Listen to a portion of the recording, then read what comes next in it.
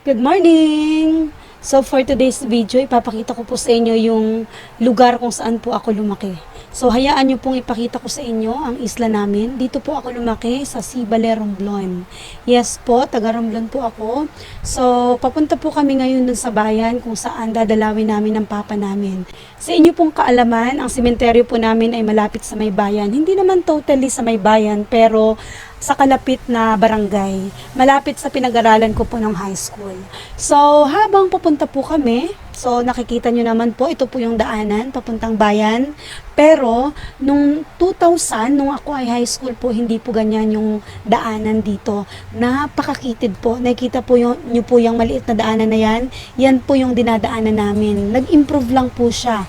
Siguro dahil sa build program. So, ganyan po, kakitid ang daanan. Yan, mas makitid pa po kung nakikita nyo po, nag-widening na po yan. So, yan po yung dinadaanan ko nung high school. So, nilalakad lang po namin yan. So, napakalayo po nung nilalakad namin from bahay to bayan. Siguro, kung sakto-sakto lang or pa-chill-chill ka lang, 2 hours. Pero kung nagmamadali ka at malilate ka na sa school, aabutin ka lang ng mga 1 hour, ganun. Pero hapong-hapo ka talaga nun. Yes po, kitang-kita nyo naman po yung daanan, paakyat. So, hindi pa uso nun yung motorsiklo, kaya nagtitiis po kami sa lakad. So, kung napapansin nyo po yung daanan namin, ang dami ko pong kwento sa daanan na yan, promise. So, kasi nga po, nilalakad ko lang po yan simula 4 a.m., minsan 5 a.m. Then, masyado kasi akong mama's girl dati, kaya instead na magstay ako sa bayan, umuwi po ako sa barangay every hapon, kaya nilalakad ko rin po yan. So napakaraming kwento po sa daanan na yan. So ang daming takot ang aking naramdaman habang naglalakad po sa daanan na yan. Syempre naman, kapag nasa probinsya ka, maraming superstitious, keso merong mga bla bla bla. So, ayun na nga, at thanks God, so nakayanan ko naman na mag-akyat baba ng kabundukan sa loob ng 4 na taon. So, thank you na lang at saludo talaga ako sa mga estudyanteng nakatira dito sa isla kasi talaga napakatyaga po nilang maglakad papunta sa school.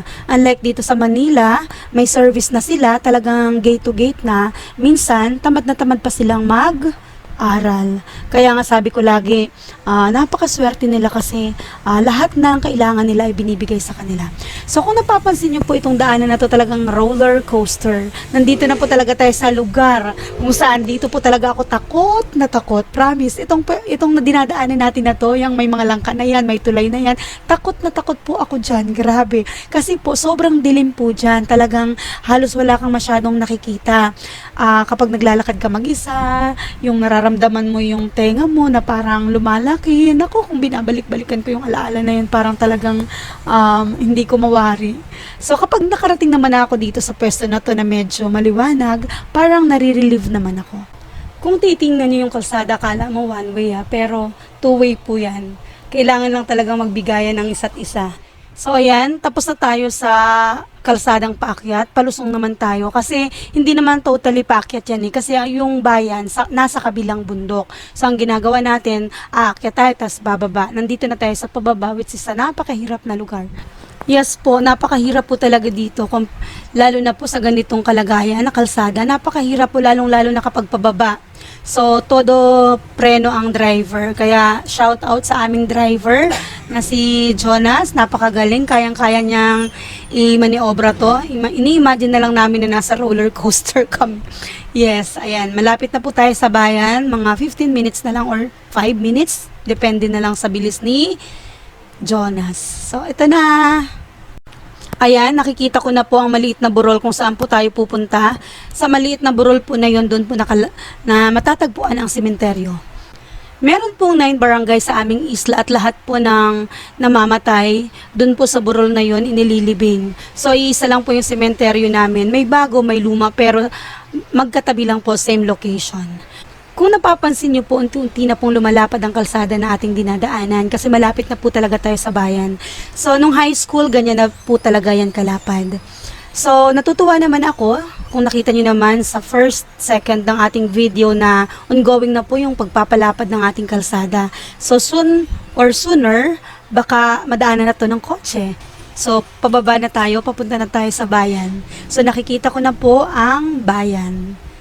Yan, kasama ko nga pala dyan yung pinsan ko. Ayan po yung bayan.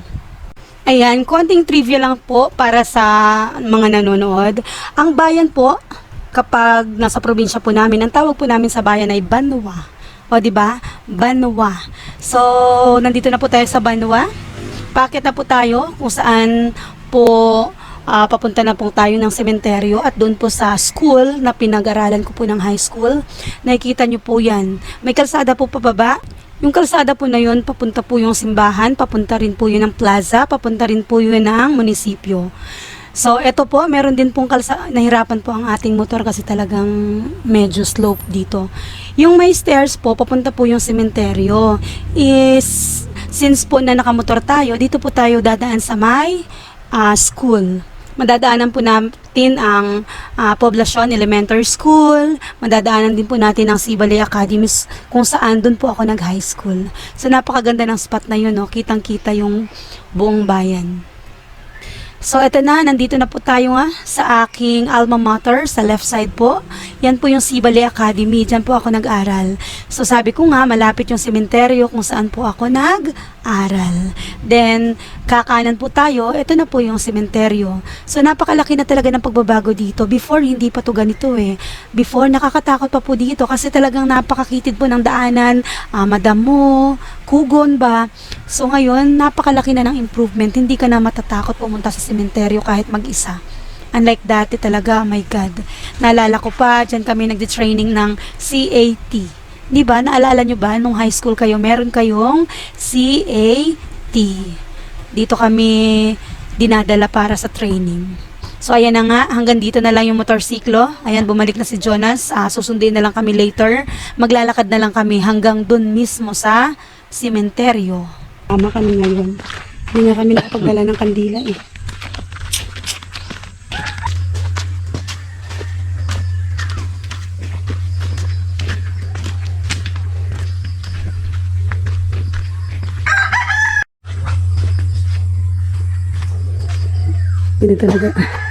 Ganito talaga dito. Masukal yung daanan papunta sa sementeryo. Kasi si Papa doon na ibigin sa lumang sementeryo. Hi, Kao.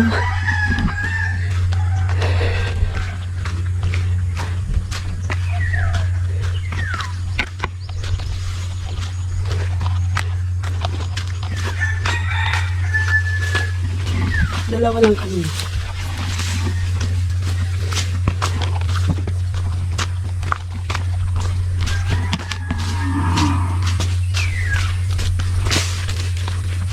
Ayan po yung sementeryo dito sa amin. Yung sementeryo po dito sa amin ay nandito sa bundok. So nakita nyo naman, nag-rent pa tayo ng motor para makarating dito. Ayan.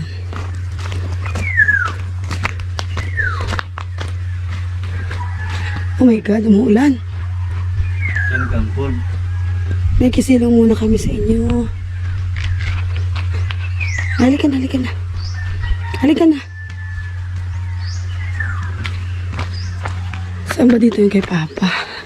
Tabi-tabi po. Saan kaya dito yung kay Papa? Alam ko nandito lang yung banda eh. Hindi ko memorize kung saan dito yung kay Papa. Kagantol. Wala. Hindi eh. Try natin dito. Ay, ito. Tabi-tabi. Padaan po. Ano po? Padaan po kami. Hi, Papa. So, ito yun. Malabo na yung nicho ng Papa. Ito sa mga lola ko. Ito kay Manong Pungpong.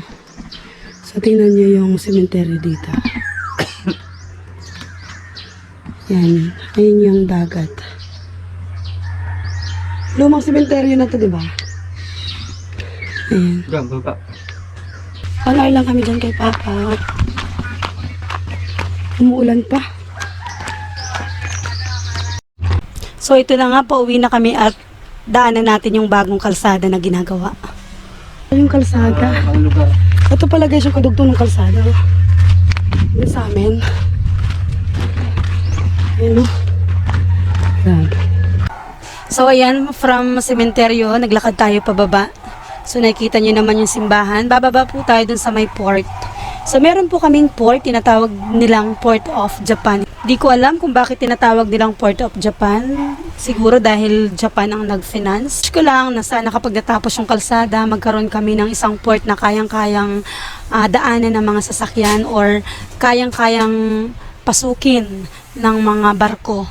Kasi ang pagkakaalam ko, itong dagat na to, hindi kayang pasukin ng mga barko kasi medyo shallow. Hindi siya masyadong malalim. Na-stuck sila. Naalala ko kasi nung lumubog kami, hindi kami diniretso dito kasi hindi daw kaya ng barko na pumasok dito sa loob. So ito na yung sinasabi kong Port of Japan. Dito po sumasakay at ibinababa ng mga motor na ito yung mga taong nanggagaling sa Mindoro. Kami. Dito kasi talaga ang babaan kasi nandito yung Coast Guard. So, ayan po, napakaganda po ng lugar na ito. Sana po ma-visit kayo. So, ayan, as of now, nakikita nyo naman. So, napakaganda talaga ng dagat na yan.